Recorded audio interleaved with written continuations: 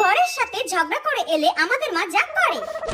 মা, হ্যাঁ এ কি রে, তুই হঠাৎ কোনো কিছু না জানিয়ে চলে এলি যে? জামাই বাবা জীবন কোথায়? আমি আর ওই বাড়িতে ফেরত যাব না। তোমার জামাই আমার সঙ্গে সবসময় অশান্তি করে, সবসময় ঝগড়া করে আমার সঙ্গে। আমি আর ওই বাড়িতে যাব না। আমার আর এইসব অশান্তি আর ভালো লাগছে না। আমার ভোলা ভালা জামাইটার উপরে দোষ দেওয়া আমি খুব ভালো করে জানি। আমার জামাই তোর উপরে কোনোদিনও চিৎকার করতে পারে না, উল্টে তুই ওর উপরে চিৎকার করিস। হ্যাঁ হ্যাঁ মা, তুমি আমাকে এইসব কথা বলছো? আমি তোমার মেয়ে মা।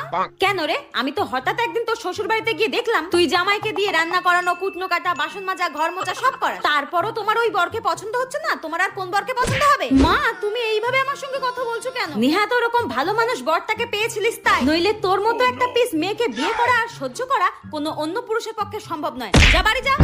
যাচ্ছি তো, তাড়াতাড়ি। আর কোনোদিনও আসবো না আমি তোমার বাড়িতে। তুমি আমাকে এইভাবে তাড়িয়ে দিলে তো। শোন, আমি কিন্তু খুব ভালো করে আমার জামাইকে চিনি। আমার জামাই হচ্ছে লাখে একটা, উল্টে তুই বদমাস, তুই ওর উপরে চিৎকার চেঁচামেচি করিস।